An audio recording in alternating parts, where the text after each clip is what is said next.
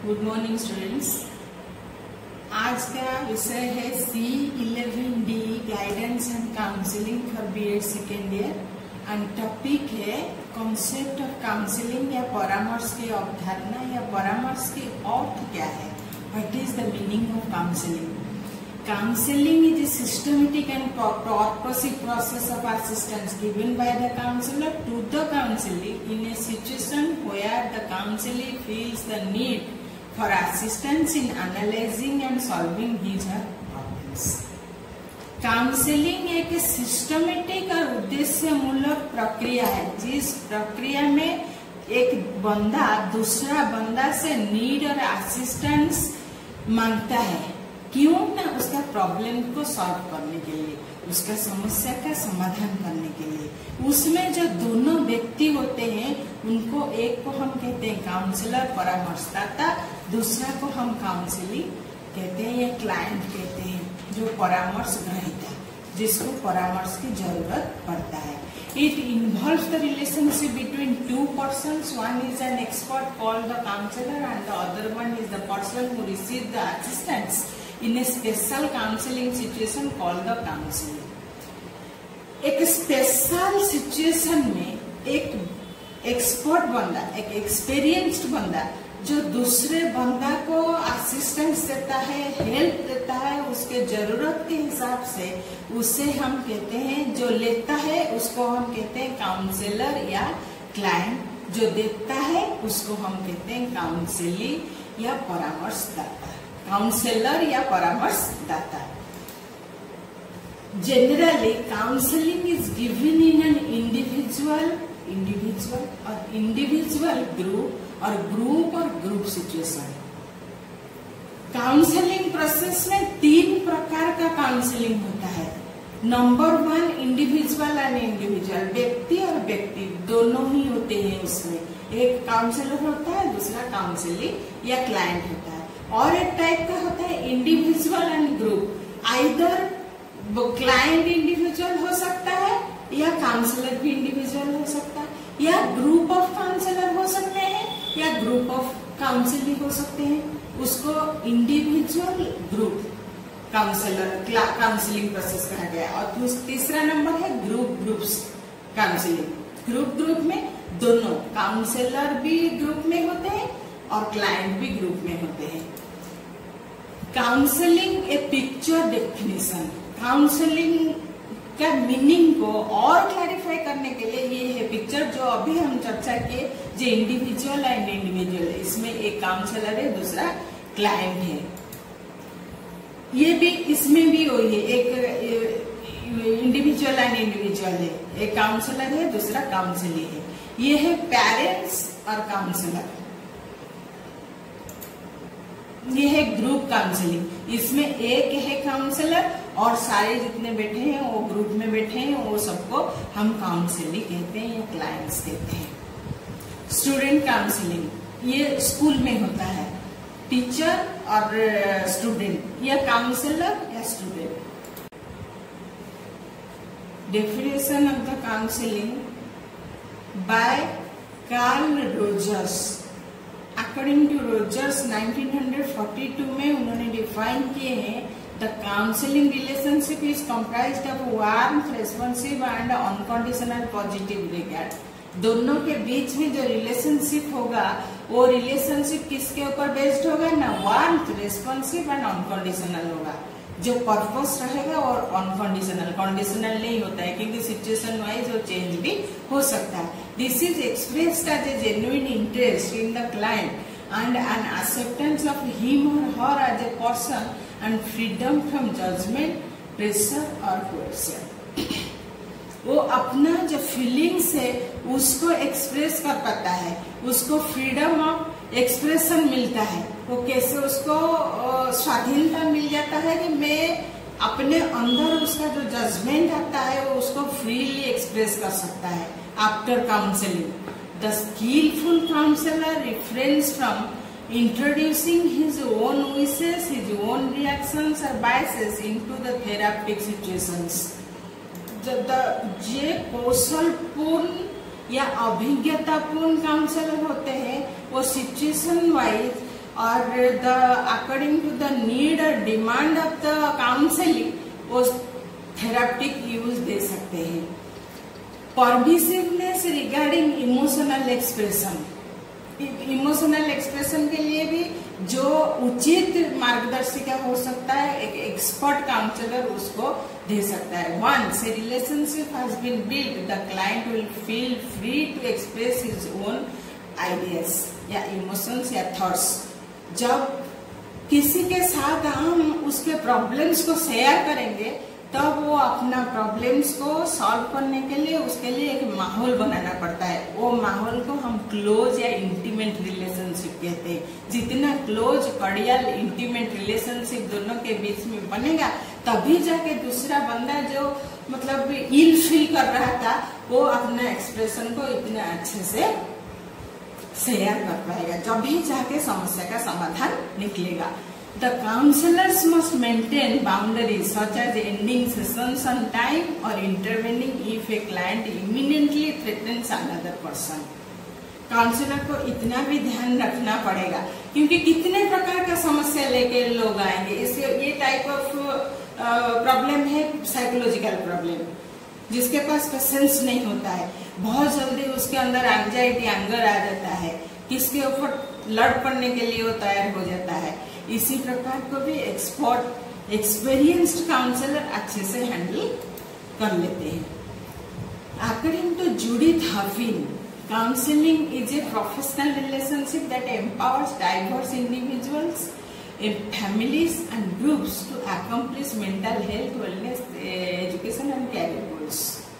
एक अच्छा professional counsellor जो होता है वो डाइवर्स सिचुएशन में भी सिचुएशन को हैंडल कर लेता है।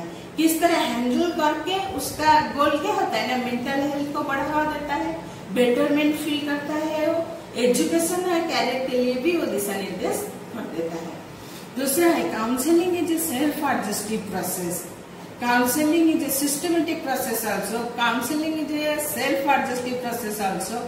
और counseling is a self-realization process also. जिसमें helps the client become more self-directing and self-responsible. जब counseling process अच्छे से हो जाएगा और काउंसलर और काउंसली के बीच में बॉन्ड अच्छा हो जाएगा और उनके अंदर में म्यूचुअलिटी, इंटीमेसी, क्लोजनेस ज्यादा अच्छा बढ़ जाएगा, तब वो शेयरिंग ऑफ प्रॉब्लम को अच्छे से चर्चा करके उसका हल निकालेंगे, जिसका रिजल्ट के तौर पे client self directive and self responsive और सेल्फ रिलिएंट भी हो पाएगा अकॉर्डिंग टू शास्त्र। देन डेफिनेशन ऑफ काउंसलिंग, कितने लोग कितने बात कह गए, फिर भी हम सबके बात को चर्चा करने के बाद ये कंक्लूजन में पहुंचे हैं, thus counseling can be defined as a personal and dynamic relationship। हम ये कह सकते हैं कि काउंसलिंग को हम डिफाइन करेंगे कि पर्सनल एंड डायनामिक रिलेशनशिप के तौर में, ये not permanent, not transitory, not traditional, dynamic है, फ्लेक्सिबल है, सिचुएशन के डिमांड के हिसाब से और काउंसलिंग के डिमांड के हिसाब से काउंसलर दिशा निर्देश करता है या काउंसलर प्रॉब्लम को सॉल्व करता है। पहले से एक आया था इसी प्रकार का समस्या, जो उसको भी वही समाधान बताएगा, कहीं ये नहीं मतलब फिक्स नहीं है, इसीलिए इसको बताया गया है ये एक dynamic relationship between two individuals, they may be counsellor और काउंसलिंग। काउंसलिंग प्रोसेस को और अच्छे से बताने के लिए एक डायग्राम बताया गया है, जिसमें क्या होगा ना, आफ्टर काउंसलिंग वो counsellee feel better, things more clearly, अच्छे से वो सोच सकता है, मॉडिफाइड बिहेवियर और get more out of life, have less stress, बिल्कुल स्ट्रेस नहीं रहेगा, जो ओवरबर्डन फील कर रहा था वो उसका हट जाएगा, इम्प्रूव रिलेशनशिप्स, रिलेशनशिप में प्रॉब्लम आ रहा था, एडजस्टमेंट प्रॉब्लम हम जिसको कहते हैं वो नहीं रहेगा, सबके साथ वो रिलेशनशिप को बढ़ाएगा, रिलेशनशिप में उसका अच्छा आ जाएगा, फील मोर फ्री ऑल्सो। और basic counselling skills, counselling process में कौन सा स्किल को अपनाया जाता है? Number 1 attending, client must attend and also the counsellor attend the counseling also। हपाजाली अगर एक काउंसलर है कि काउंसलिंग को अटेंड करेगा तो भी नहीं काम हो पाएगा, इसीलिए उसके पास अटेंडिंग स्किल पूर्ण मात्रा में होना चाहिए। दूसरा है फिर अटेंडिंग का मीन्स ये भी आएगा जो वो किस तरह से अपना क्लाइंट को एक्सेप्ट कर रहा है, कितना उसके समस्या के अंदर घुस रहा है, ये है अटेंडिंग स्किल। दूसरा है रिफ्लेक्टिंग एंड पैराफ्रेजिंग, उसका जो प्रॉब्लम है उसको अटेंड करने के बाद उसको कैसे रिफ्लेक्ट कर रहा है, कैसे प्रतिफलित कर रहा है। देन समराइजिंग, उसको समराइज करेगा। फिर देन क्वेश्चंस, उसके लिए क्या क्वेश्चन पुटअप करेगा, क्वेश्चन पुटअप करने के बाद ही उसको समस्या का पता चलेगा, फिर कौन सा समस्या के ऊपर फोकस करेगा, और फोकसिंग स्किल में भी एक्सपर्टाइज होना चाहिए। फिर immediacy, then rapport building, relationship building जिसको कहते हैं।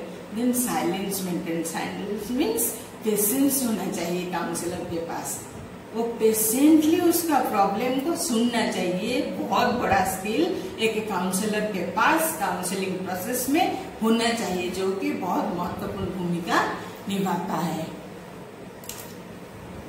Then when to seek counselling, कब काउंसलिंग की जरूरत पड़ता है, किस सिचुएशन में एक काउंसलर का जरूरत है और काउंसलिंग प्रोसेस की आवश्यकता है। नंबर 1 बिहेवियरल प्रॉब्लम्स, व्यवहारिक समस्या। एक कोई भी हो, वो पहले भी अच्छा व्यवहार कर रहा था लेकिन आजकल उसका व्यवहार में बदलाव आ गया है, किसी के साथ वो अच्छा बिहेवियर नहीं दिखा रहा है, तो उस सिचुएशन में एक एक्सपर्ट काउंसलर का जरूरत है। देन लर्निंग डिफिकल्टीज, उसके एज के अकॉर्डिंग उसका मेंटल एज डेवलप नहीं कर रहा है, तो नहीं कर रहा है तो क्लास का उसका जो रिजल्ट है, जो परफॉर्मेंस है, वो डिक्लाइनिंग होके जा रहा है, डिटेरियोरेटिंग हो जाता है, इसीलिए उसी सिचुएशन में भी काउंसलिंग की जरूरत है। नंबर 3 बुलिंग एंड टीजिंग, एक बच्चे होते हैं हर ये में वो मतलब चिड़चिड़ापन होता है, दूसरे को टीज करना होता है, जब को देखता है टीज करता है कि हैबिट बन जाता है उसका, उस सिचुएशन में भी एक काउंसलिंग प्रोसेस की जरूरत पड़ता है और एक एक्सपर्ट काउंसलर की जरूरत होता है। लॉस ऑफ लव्ड वन, जो किसी को भी देखता है उसके ऊपर मतलब गुस्सा दिखाता है, उसके ऊपर हेडनेस आ जाता है, और इस प्रॉब्लम के लिए भी हमें एक काउंसलर की जरूरत है।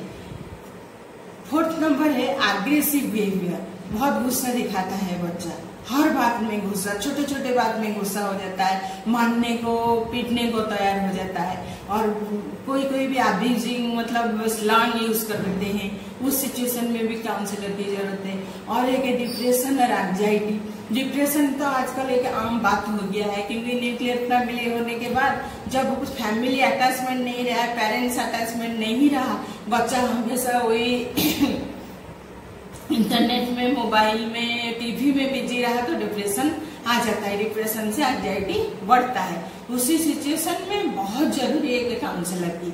देन एकेडमिक डिक्लाइन, जो पहले हम चर्चा कर रहे थे लर्निंग डिफिकल्टीज टाइम में, जब लर्निंग डिफिकल्टीज आता है एकेडमिक डिक्लाइन भी आ जाता है, तो उसी टाइम पे भी हमें एक काउंसलर की जरूरत है। देन है social isolation, man is a social being, मानव एक सामाजिक प्राणी है, उसको समाज के बंधन में रहना चाहिए, समाज के बंधन में रहने के लिए सामाजिक नीति नियम को अपनाना चाहिए। बट जो समाज से हट जाता है, समाज से अलग रहता है, तो उसी को हम सोशल आइसोलेशन बंदा बोलते हैं, तो वो बंदा के लिए भी काउंसलिंग और काउंसलर बहुत जरूरत है। देन एडजस्टमेंट प्रॉब्लम्स, एक बच्चे होते हैं, एक बंदा होता है किसी के साथ एडजस्ट नहीं कर पाता है, ऐसे भी होता है लाइफ के बीच में भी कोई एडजस्टमेंट में उनका समस्या आ जाता है, जब समस्या आता है तब एक काउंसलर की जरूरत पड़ता है। Other psycho personal problems, psycho personal problems बहुत सारे प्रॉब्लम्स होता है उसमें, जितने भी हम एनालाइज किए उससे बढ़ के भी और है, जब वो समस्या आती है तब हमें एक काउंसलर की आवश्यकता पड़ती है। फीचर्स ऑफ काउंसलिंग या कैरेक्टरिस्टिक्स ऑफ काउंसलिंग, विशेषताएं क्या है। Counselling is a professional service which is imparted by a professional counsellor who is properly trained to handle various kind of situations. पहले भी हम इसके ऊपर चर्चा कर चुके हैं, जो वो एक प्रोफेशनल बंदा होता है उसके पास काफी एक्सपर्टाइज होना चाहिए, एक्सपीरियंस होना चाहिए, स्किलफुल होना चाहिए, जो कि various kind of diverse kind of situation को वो हैंडल कर सकता है। Then counselling helps the client make his own decision during the process of counselling. Counsellor एक ऐसा बंदा होना चाहिए, वो डायरेक्टली उसको प्रॉब्लम सॉल्विंग के लिए कोई भी दिशा निर्देश नहीं कर सकता है, वो केवल उसको गाइड करेगा। डायरेक्ट एक ये प्रॉब्लम है, मान लीजिए प्रॉब्लम है एक स्टूडेंट को लर्निंग डिफिकल्टीज है, वो बिल्कुल याद नहीं रखता है। काउंसलर उसको डायरेक्ट नहीं कहेगा कि तुम इस तरह पढ़ो, इस तरह लिखो, इस तरह। काउंसलर उसको ऐसे दिखाएगा रास्ता, इस तरह का मतलब माहौल पैदा करेगा जिसमें क्लाइंट खुद जान जाएगा मैं इसी तरह पढ़ने से जो मेरा याद नहीं रहता है वो याद रह जाएगा। It is more focused on one-to-one relationship even when the participants are involved with the group counseling programs. Then problems and needs of the individual are important. Counselling process में सबसे ज्यादा इम्पोर्टेंट चीज ये होता है, जो क्लाइंट होता है या जो काउंसली होता है उसका प्रॉब्लम्स और नीड्स को ज्यादा मान्यता और ज्यादा प्राथमिकता दी जाती है। Individual counselling is more about personal problems. Individual counselling में प्रॉब्लम उसका जो काउंसलिंग का प्रॉब्लम या क्लाइंट का प्रॉब्लम को ज्यादा गुरुत्व दी जाती है। Objectives of counseling to understand one's own problems clearly. इसका मुख्य उद्देश्य है क्लाइंट कैसे अपने आप को पहचानेगा, सेल्फ रियलाइजेशन जिसको कहते हैं। वो क्या है, उसका एबिलिटी क्या है, उसका इंटेलिजेंस लेवल क्या है, उसका इंटरेस्ट क्या है, वो कितना एज का है, सारी चीज। सेल्फ डिसिप्लिन भी हम इसको कह सकते हैं, वो भी उसका आना चाहिए। उसका मुख्य उद्देश्य हर काउंसलिंग प्रोसेस का, चाहे वो इंडिविजुअल हो, इंडिविजुअल ग्रुप हो या कुछ भी हो, to realise what he is able to do and what he should do, that means to accept abilities and weaknesses. जो भी उसको करना है, करने के बाद वो जरूर ये समझ लेना चाहिए मेरा डिफिकल्टीज कहाँ है और मेरा वीकनेसेस कहाँ है, और वो डिफिकल्टीज और वीकनेसेस को सॉल्व करने के लिए मुझे क्या मार्ग को अपनाना चाहिए। इतना जरूर एक काउंसलर को या एक क्लाइंट को आना चाहिए।